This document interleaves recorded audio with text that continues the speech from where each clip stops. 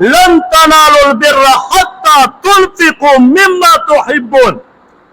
وی تاسو هرگز نیکی نشی حاصلولی، نشی رسیده تر دې پورې مما تحبون، هغه چې تاسو ته محبوب وي، هغه شی زما په لار کې چې صدقه کوي تاسو به رب ته ورسئ، تاسو به نیکۍ ته ورسئ، د الله رب العزت څخه به ستاسو حقیقي مینه پیدا شي.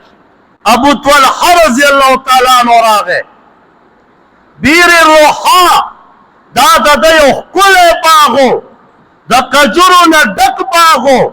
نبی علیه الصلاة والسلام ته راغی، وی د الله پیغمبره الله رب العزت نوی آیات را نازل کا د نیکۍ په باره کې. نبی علیه السلام ورته فرمایي او وی د الله پیغمبره تاسو ګواه اوسئ، بیر روحا دا ښکلی باغ د الله پیغمبره ما ته په ټولو مالونو کې محبوب مال دغه باغ دی، د الله په لار کې ټول صدقه که.